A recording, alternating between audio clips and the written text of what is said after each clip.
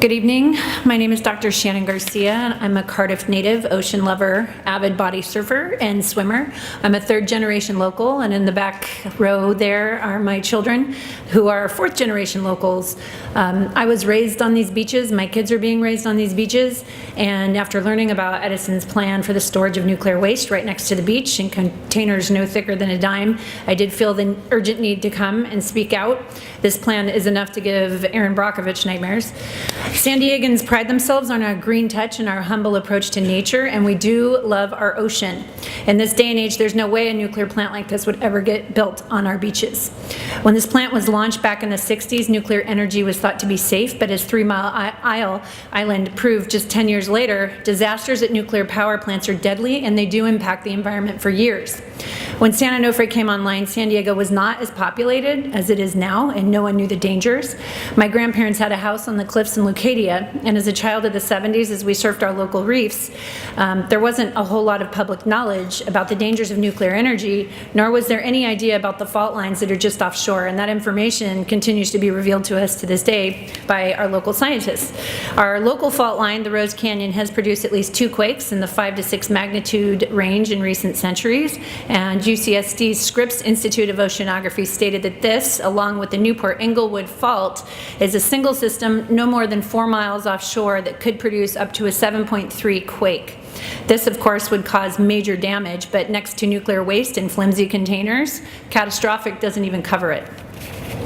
We've been assured that we're not in any danger of a nuclear accident at San Onofre, ostensibly due to the predictability of earthquakes. But earthquakes are not predictable. The science still does not give us any kind of adequate warning. As the Fukushima disaster so tragically demonstrated in 2011, our science can't give us enough time to escape. Although we have an idea of where an earthquake is most likely to hit, we have no idea when it will hit.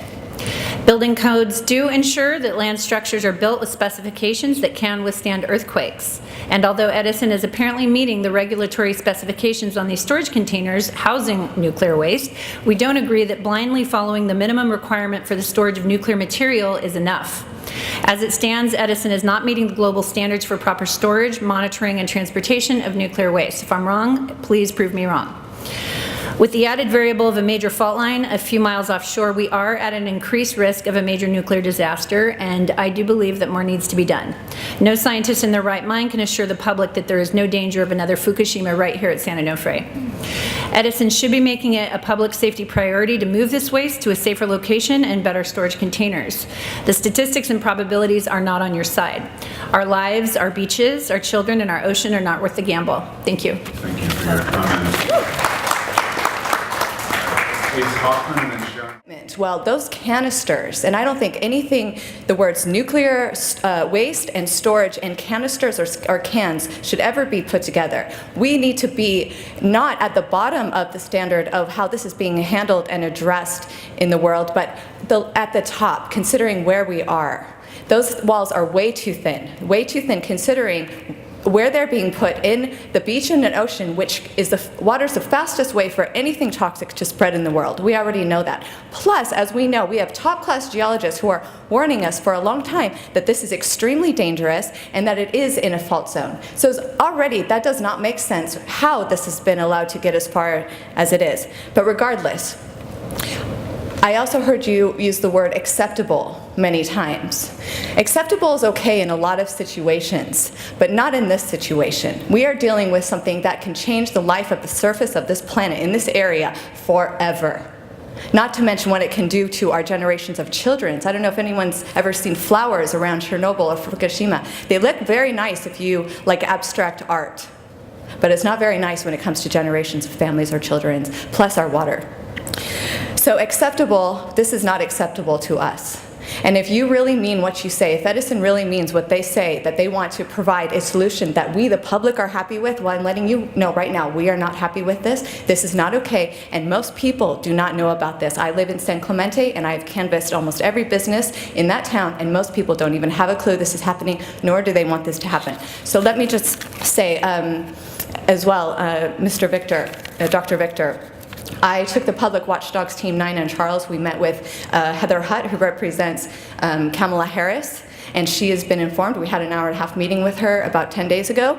Update on that. And also, can we get this stopped until until we get a better solution? Because I can tell you, a lot of people in Los Angeles who don't know about this will not be happy, nor the world. And let's discuss private investors for better casks for these things. Thank you. And one of the number one things I learned in emergency planning, the best thing you can do is prevention, okay, right? Especially when we're talking about this. We have 51 canisters already there. The oldest is going to be 15 years old. The NRC says once a crack starts in these canisters, it can grow through the wall in 16 years. Edison has no plan for that, no approved plan for that, what they're going to do. So, okay, so we have a leak. Now, what's going to happen if we have a leak?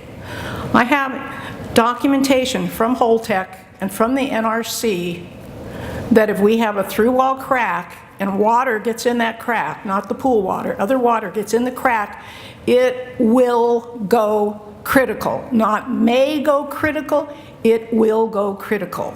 I emailed Tom Palmisano in this email stream. He has yet to respond to that. In addition, because they're using higher burnup fuel that damages the cladding, it damages the uranium pellets, it even damages the basket, it creates hydrides. And what that means is if we get through a through-wall crack and we get air inside the canister, 5% air in that helium, it will explode. Each canister has roughly a Chernobyl disaster. You've got a Chernobyl disaster in each can. So this idea that leaving it in the pool is going to save us, we're looking at permanent evacuation. We have a few years left. What does the NRC say? Oh, well, we don't think you'll have a crack because you don't have enough humidity in your air at San Onofre. Did you hear what I just said? The Nuclear Regulatory Commission says that we don't have enough humidity in our air by San Onofre for moisture to dissolve salts on the canister. We cannot trust the NRC. We cannot trust Edison. We don't have a lot of time left. You have no authority. I totally appreciate that, but you have a voice.